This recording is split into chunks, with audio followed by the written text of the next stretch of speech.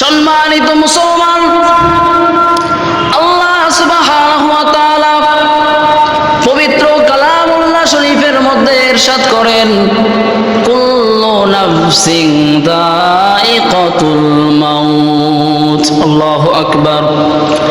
আল্লাহ সুবহানাহু ওয়া তাআলা বলেন, প্রত্যেকটা প্রাণীর মৃত্যুর স্বাদ গ্রহণ করতে হবে। যেই জিনিসের মধ্যে জীবন রয়েছে, যেই জিনিসের মধ্যে জান রয়েছে, প্রত্যেকটা প্রাণীকে মৃত্যুর স্বাদ গ্রহণ করতে হবে। আল্লাহ সুবহানাহু ওয়া তাআলা প্রত্যেকটা প্রাণীকে মৃত্যুর স্বাদ গ্রহণ করিয়ে দুনিয়া থেকে বিদায় করবেন।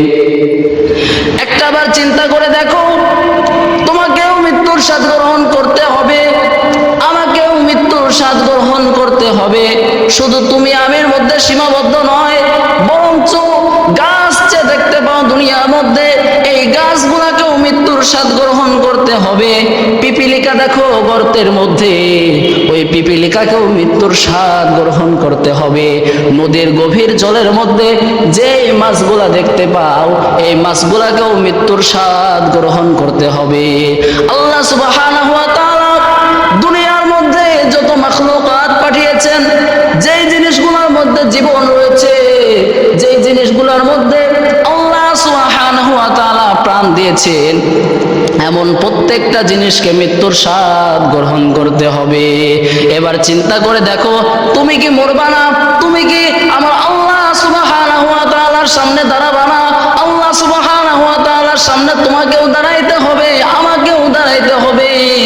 ও যুবক, দিলটা নরম করে দাও, অন্তরের গান দিয়ে শ্রবণ করো, চোখটা বন্ধ করে দাও। আল্লাহ সুবহানাহু ওয়া তাআলার কাছে মনে মনে চিন্তা করো, ও মালিক, তোমার কাছে আমাকে যাইতে হবে, তোমার সামনে আমাকে দাঁড়াইতে হবে। আয় আল্লাহ, তোমার সামনে যখন আমি দাঁড়াবো, তোমার সামনে দাঁড়ানোর পর তুমি আমার জিন্দেগীর সব গুনাহগুলো মাফ করে দিও। আল্লাহ সুবহানাহু ওয়া তাআলার সামনে মানুষগুলাকে দাঁড়ানো হবে। মানুষগুলা আল্লাহ সুবহানাহু ওয়া তাআলার কাছে যখন দাঁড়াবেন, আল্লাহ সুবহানাহু ওয়া তাআলার কাছে দাঁড়ায় কি হিসাব দিবেন একটাবার চিন্তা করেছেন? এই যে দুনিয়ার মধ্যে হরহামেশা গুনাহ করতেছেন, আমার রবের কাছে দাঁড়ায়, আমার রবের সামনে যখন দাঁড়াবেন, রবের সামনে দাঁড়ানোর পর কি হিসাব দিবেন একটাবার কি চিন্তা করেছেন? আল্লাহ সুবহানাহু ওয়া তাআলা কোরআনুল কারীমের মধ্যে যে বললেন, প্রত্যেকটা প্রাণীর মৃত্যুর স্বাদ গ্রহণ করতে হবে। এই মৃত্যু যন্ত্রণাটা কেমন হবে, মৃত্যু যন্ত্রণা কত ভয়াবহ হবে, একটাবার কি চিন্তা করে দেখেছো রে যুবক? আল্লাহ সুবহানাহু ওয়া তাআলা মৃত্যুটা কত কঠিন করেছেন, একটাবার চিন্তা করে দেখো।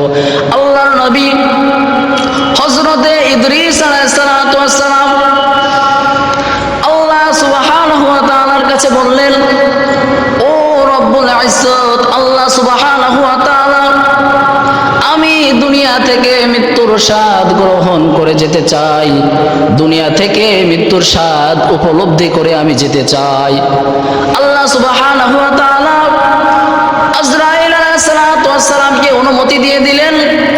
আজরাইল গিয়ে যখন ইদ্রিস আলাইহিস সালাতু ওয়াস সালামের জানটা কবজ করলেন, ইদ্রিস আলাইহিস সালাতু ওয়াস সালামের জানটা কবজ করার পরে আবার যখন পুনরায় তার জীবনটা ফিরিয়ে দেওয়া হলো, ফিরিয়ে দেওয়ার পরে জিবরাইল আলাইহিস সালাতু ওয়াস সালাম বললেন, ও ইদ্রিস আলাইহিস সালাম, এই যে আপনার জানটা বের করে নেওয়া হলো, আপনার কেমন লেগেছে একটু আমাদেরকে বলবেন। আল্লাহু আকবার।